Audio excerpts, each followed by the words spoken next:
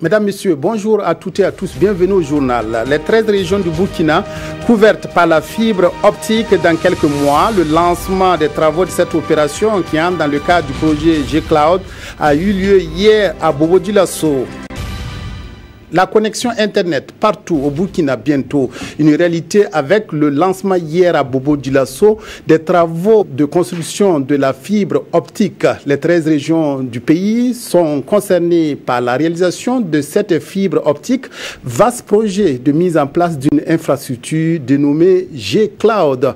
Le G-Cloud devrait permettre à plus de 400 sites de l'administration publique d'être interconnectés à travers le Burkina. Reportage à Sangou. Gouvernement, partenaires techniques et financiers, autorités administratives et communales réunis à Bobo-Dioulasso autour du projet de construction d'infrastructures de communication électronique dans les 13 chefs-lieux de région. Le top de départ des travaux est donné ici par le premier responsable du ministère du Développement, de l'économie numérique et des postes. Cette technologie informatique délocalisée et distribuée devra permettre aux administrations et aux citoyens de mettre en œuvre certaines initiatives de base. C'est un projet qui va sensiblement améliorer l'offre en services informatiques. Ça va permettre par exemple à l'administration et au secteur privé, aux OSC, de se concentrer plus sur leur cœur de métier et de confier par exemple la gestion des services informatiques à des entreprises privées qui sont par exemple sur le cloud. Donc c'est vraiment une infrastructure mutualisée.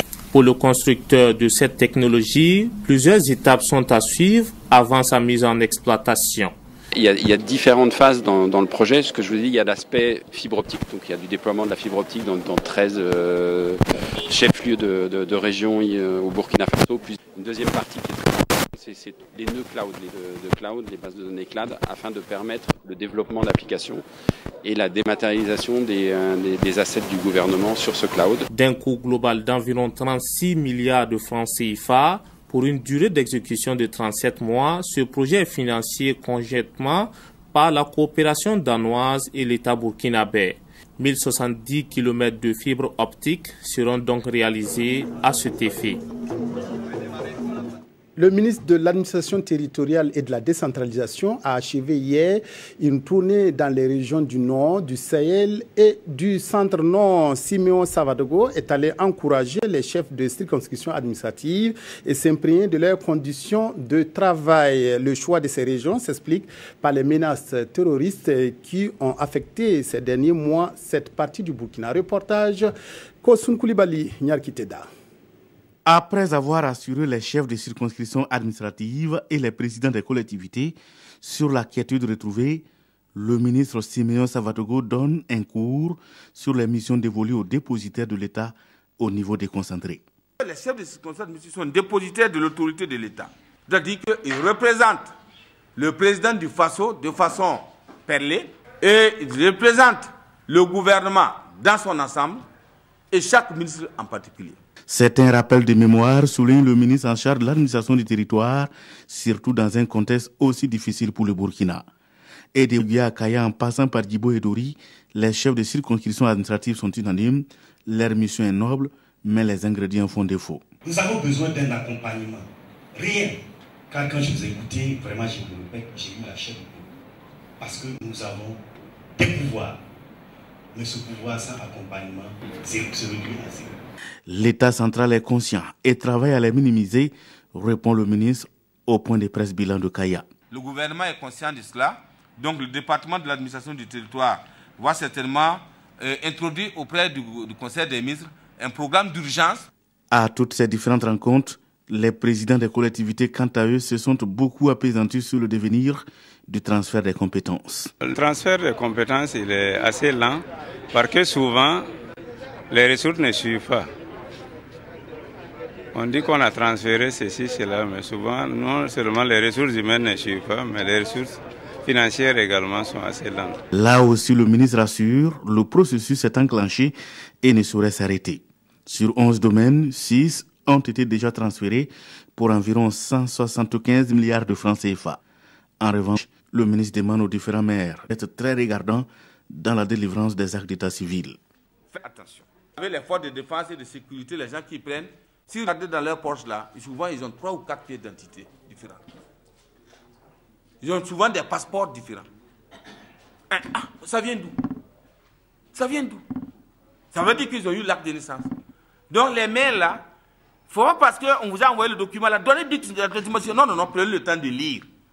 Il a également invité les préfets et les maires à collaborer avant d'indiquer que des actions d'urgence seront bientôt lancées et vont concerner les infrastructures, la santé, l'eau, les aliments pour les populations et bétail. La situation sécuritaire au sud-ouest était au centre d'une rencontre qui a réuni le gouverneur, les forces de défense et de sécurité, les collectivités territoriales et les populations. Ces échanges ont permis de recueillir les préoccupations des populations et de demander leur implication pour créer une synergie d'action entre les maillons de la lutte contre l'insécurité dans la région. Cette rencontre s'est tenue vendredi dernier à Batié, dans le Noubiel. Reportage Alassane Bani, Isiakanana. La situation sécuritaire au Burkina Faso est de plus en plus préoccupante, en témoignent les récentes attaques terroristes.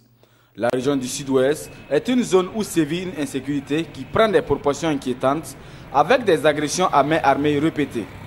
La lutte contre un tel phénomène exige une implication active des populations locales, d'où l'idée de cette rencontre de concertation et de sensibilisation en vue d'une collaboration étroite entre tous les acteurs. Notre région, c'est une région à forte potentialité minière. N'oubliez pas que notre région fait frontière avec 2 pays. Et n'oubliez pas aussi que nous sommes dans une ambiance de lutte contre le terrorisme d'une façon générale.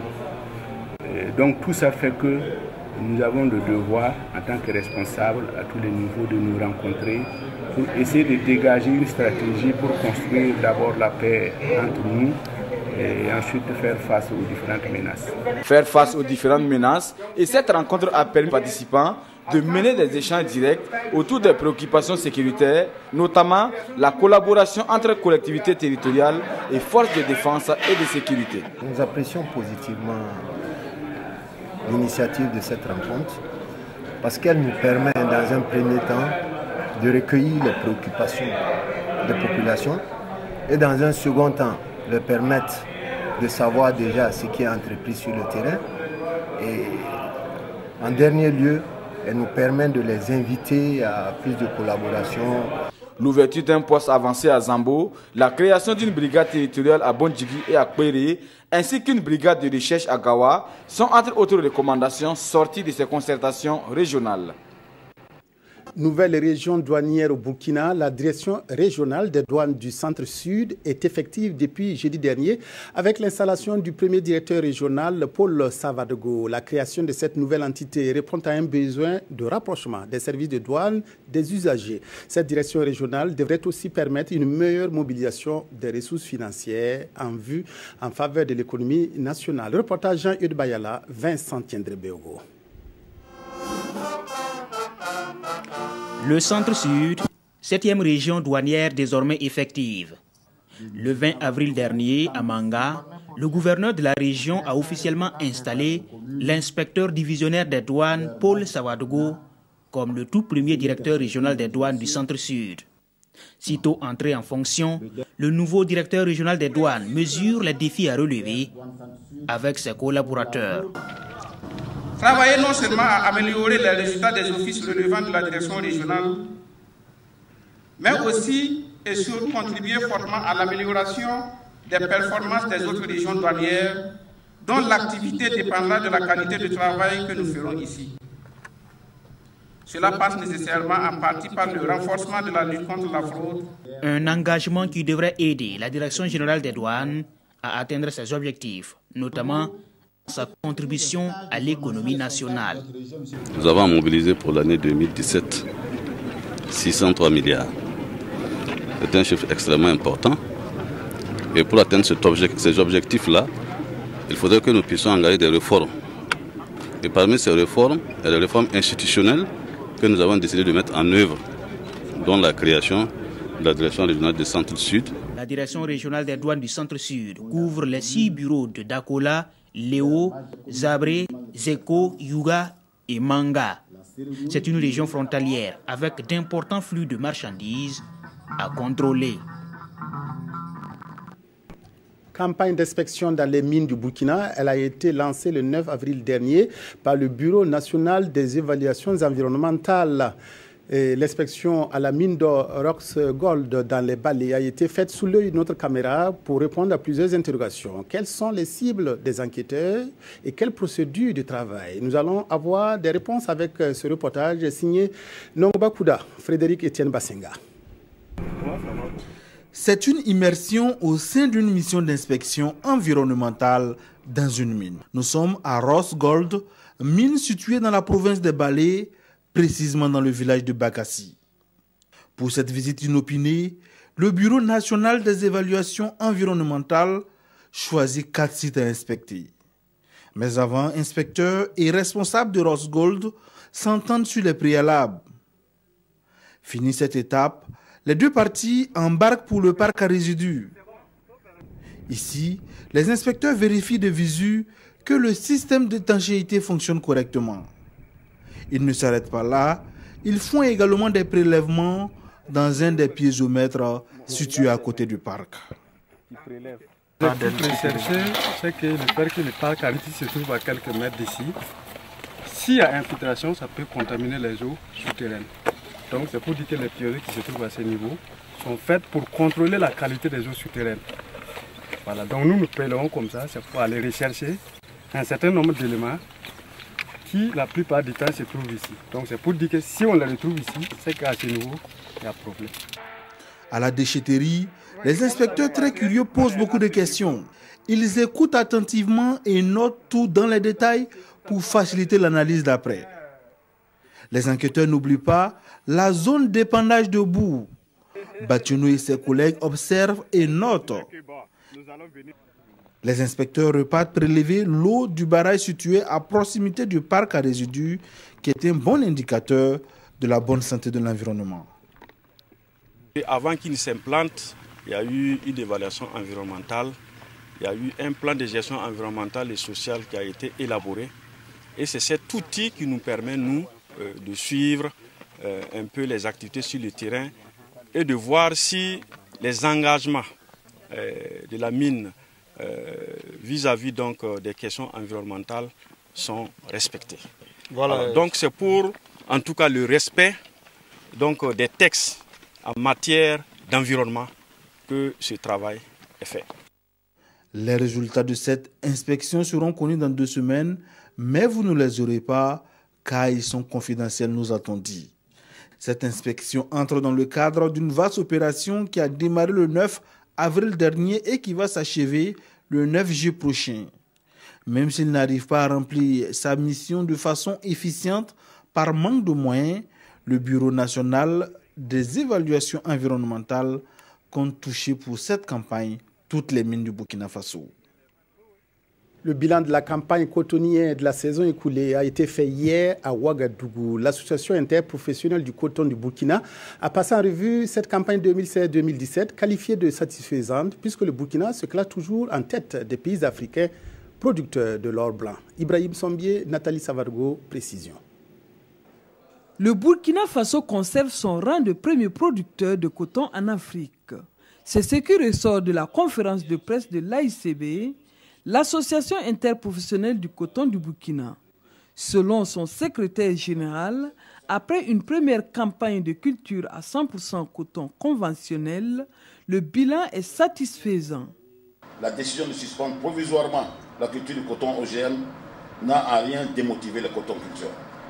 À preuve, ces chiffres qui parlent d'eux-mêmes. Superficie, coton emblavé, 740 349 hectares contre 662 902 hectares, soit une augmentation de 12% par rapport à 2015-2016. Production collectée, 683 000 tonnes de coton graines contre 586 000 tonnes enregistrées la campagne dévancière 2015-2016, soit une augmentation de 16%. Quant à la question du rendement au champ, le niveau actuellement atteint selon le secrétaire général commande que des efforts soient faits de la part des cotonculteurs et des partenaires. Ceci afin de relever le niveau de la production. On note également que la commercialisation primaire de transport et d'égrainage du coton graine s'est bien passée dans les 3 sociétés cotonnières. Pour la campagne 2017-2018, les prix de cession des intrants restent les mêmes que ceux de la campagne écoulée. Tenant compte des intentions de culture des producteurs de coton et des projections des sociétés cotonnières, l'AICB a fixé un objectif global de production de 820 000 tonnes de coton graine au plan national. Le litige qui opposait l'AICB et à Monsanto a trouvé un dénouement final. À l'issue de l'AG du 21 avril dernier, le nouveau président du conseil d'administration de l'UNPCB, Bambou Bioun, a été porté à la tête du président du conseil d'administration de l'AICB. Les producteurs de soja et de maïs du Naouri tiennent ce week-end leur journée promotionnelle, un rendez-vous qui veut faire de la production et de la transformation de ces 2 spéculations un tremplin pour la création d'emplois et d'amélioration de la sécurité alimentaire et nutritionnelle. 4 organisations paysannes de la province ont mis en commun leurs forces pour que se tienne cette fois. Reportage à Pau, Gérard Sommet, Sanois, Christine Koulibaly. 2107 tonnes pour la campagne 2013-2014, la production annuelle du soja est passée à 1531 tonnes pour celle 2014-2015, avec une augmentation de près de 2% pour la présente campagne dans la province du Naouri. Cet essor, le soja le doit en partie à certaines organisations qui ont cru en la valeur nutritive et économique de cette spéculation. Le soja contient beaucoup de substances nutritifs. C'est dans ce sens que nous avons négocié le financement avec Agra, qui a consenti nous donner un premier financement pour 3 ans. Pendant ces 3 ans, on a passé du simple au double. Si la production du soja connaît une croissance, sa transformation, elle, est à l'état embryonnaire. Et c'est l'une des raisons d'être des journées promotionnelles du soja et du maïs. Pour la présente édition, les organisateurs veulent faire de la production et de la transformation de ces spéculations un tremplin pour la création d'emplois et l'amélioration de la sécurité alimentaire et nutritionnelle. L'agriculture est une profession et nous pensons que, étant une profession, il faut quand même prendre en compte cette question agricole pour l'employabilité du monde, en particulier la jeunesse. Également, on ne peut pas lancer une filière sans la transformation. Au cours de ces journées, ceux qui explorent déjà les puces de transformation ont donné à voir le potentiel. Les meilleurs d'entre eux ainsi que les meilleurs producteurs ont été galvanisés. De nombreux couples sont désespérés de ne pas pouvoir avoir d'enfants parce que l'un des conjoints est frappé d'infertilité. Des interrogations sur les causes et conséquences de l'infertilité persistent encore donc. Et pour cela, nous avons posé des questions à un gynécologue à la maternité de Saint-Camille à Ouagadougou. Le docteur Safiata Savadgo reçoit en consultation au moins un couple par jour à la recherche d'une progéniture. Issaka Ouedraogo, Zalissa Sanfo signe ce dossier. Maternité de Saint-Camille. Ici, pas un seul jour de consultation de la gynécologue Safiata Ilboudou sans qu'elle ne reçoive un couple pour désir d'enfant.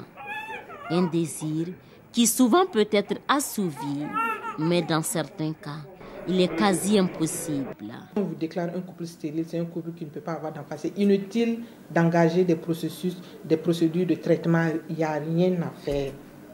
Mais l'infertilité, il y a des possibilités thérapeutiques. Si je prends l'exemple par exemple d'une femme qui est venue consulter pour désir de grossesse et dans l'exploration, on se rend compte qu'il y a une agénésie. C'est une absence de formation, par exemple du vagin, de l'utérus et des ovaires. Cette femme ne peut jamais tomber enceinte, on la déclare stérile. Et c'est l'exemple aussi des hommes qui viennent et qu'on fait le sperme, on se rend compte qu'il n'y a pas de spermatozoïde, il y a une azospermie. Et l'origine de cette azospermie est sécrétoire. C'est dû à une anomalie au niveau des testicules ou à une malformation alors ces hommes aussi sont déclarés stériles.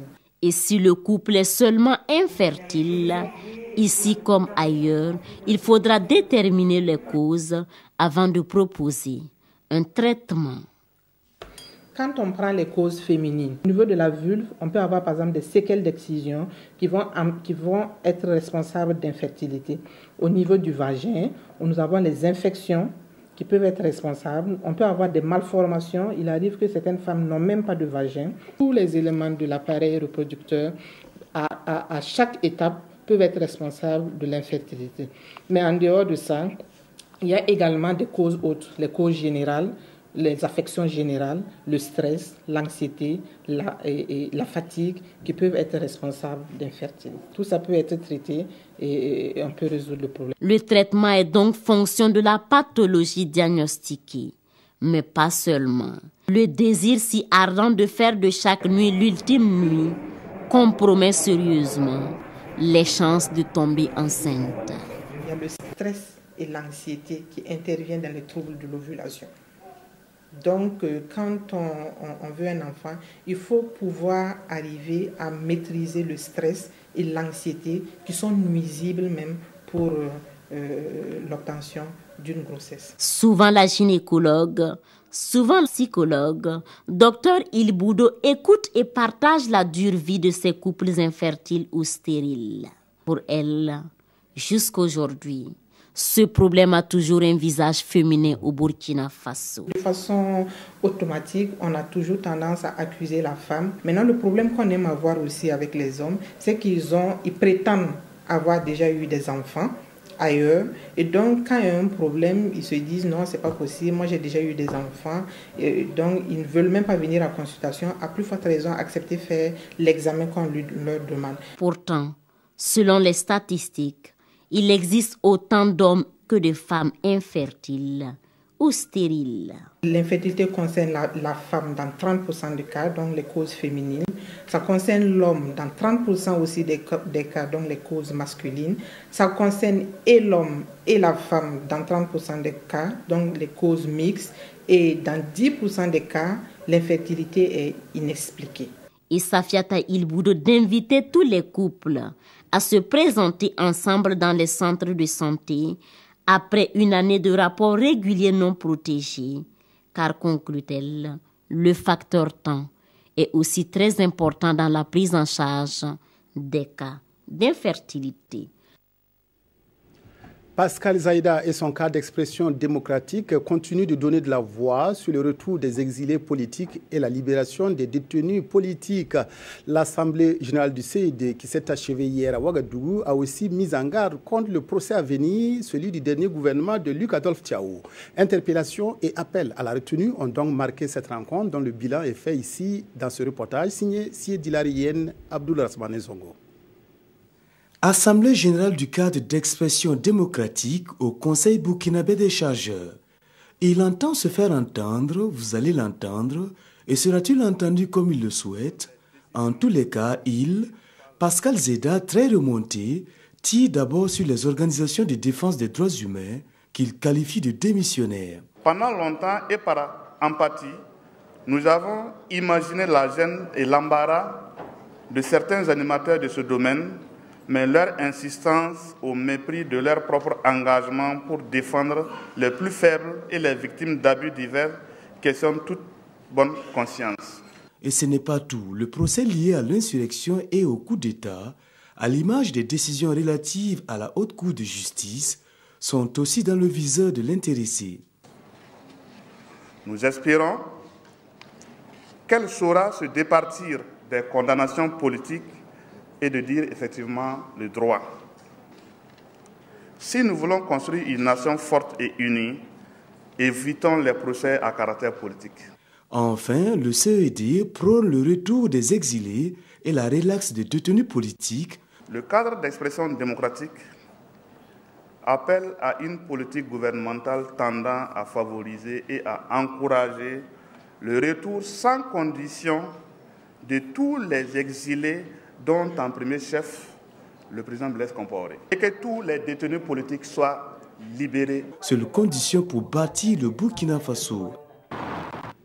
Les Français vivant au Burkina sont près de 3000 à s'inscrire sur les listes électorales et depuis ce matin, ils accomplissent aussi leur devoir civique. À Ouagadougou, le bureau de vote est installé à l'Institut français et placé sous haute surveillance. 1775 votants devraient se succéder dans l'isoloir jusqu'à 19h. Reportage Mathias Drabo, Maïmouna Traoré. C'est ici, à l'Institut français, que les 1775 Français inscrits à Ouagadougou accomplissent leur devoir civique. C'est l'unique bureau de vote. Le site est sous haute surveillance. Des images que vous ne verrez pas pour des raisons sécuritaires. À l'intérieur, ceux-ci attendent patiemment leur tour pour voter. Pour le consul de France à Ouagadougou, chargé de l'organisation, tout se passe bien. On peut déplorer simplement, c'est qu'on n'ait pas reçu les affiches des candidats et que par conséquent, on n'a pas pu les afficher sur les panneaux. Mais ça, c'est tout à fait indépendant de notre volonté. La sécurité, on a mis le paquet, on a eu la collaboration extraordinairement active des forces de l'ordre burkinabé. Il y a eu beaucoup plus de monde ce matin que d'habitude. Sœur Marie-Odile est venue de Diabo où elle réside depuis 1981 pour choisir son président parmi les 11 candidats. Ça me fait plaisir, je suis française, je vais faire mon devoir de française. Je prie pour lui. Je prie pour lui que l'Esprit Saint l'éclaire pour qu'il fasse ce qui est bien et que la France redevienne la fille aînée de l'Église. Il est 10h20, temps universel. Dans le rang, l'ambassadeur de France au Burkina Faso. Après la vérification de son identité, il passe au vote. Mon souhait, d'abord, c'est que ça se passe bien, que le scrutin se passe le mieux possible, qu'il n'y ait pas d'incident. Ça, c'est un élément important de la vie démocratique. Et puis que, voilà, c'est l'essentiel. Je ne vais pas vous dire pour qui je vais voter. Le bureau de vote se referme à 19h, temps universel. Et selon le consul de France à Ouagadougou, les résultats seront disponibles autour de 21h. Un mot de culture pour boucler cette édition. La journée culturelle du Burkina à Ségou s'est achevée à l'issue de la nuit culturelle qui a réuni plus d'une dizaine de troupes et d'artistes maliens et burkinabés. Une belle soirée placée sous le signe de l'intégration culturelle des peuples maliens et burkinabés qui ont ainsi l'occasion de partager un bout de leur culture et de leur tradition. Reportage Martin Zerbo, Mireille Tougouma. La culture burkinabé rencontre celle du Mali sur ce podium. D'entrée de jeu, la troupe balafon de Bolmakoté fait retentir les balafons sur cette place quai de Ségou. De la troupe Peul Batal Poulakou au flûtiste de Ségou, en passant par le groupe Balazan de Ségou, c'est un véritable melting pot malo-burkinabé sur scène. C'est réjouissant de voir que de part et d'autre, nous avons la même ambition, faire en sorte que les liens séculaires qui unissent les deux pays puissent être consolidés, raffermis de jour en jour, pour que le virus se passe dans les meilleures conditions possibles. Cela, pour moi, montre la solidité des relations qui unissent nos deux pays et surtout la richesse de la diversité de la culture que nous avons tout à l'heure suivie. Les habitants de la ville de Ségou n'ont pas marchandé leur présence. Une joie partagée par le maire de la ville. Je suis très heureux d'accueillir cette manifestation qui conforte réellement nos rapports avec le Burkina Faso et qui fait un clin d'œil vers la forte communauté burkinabé qui existe dans la cité des Balanzans. La soirée s'est achevée par une belle scène d'intégration culturelle quand sur le podium, tous les artistes présents ont chantonné au rythme de Guineba Sek et de Solodia Kabako.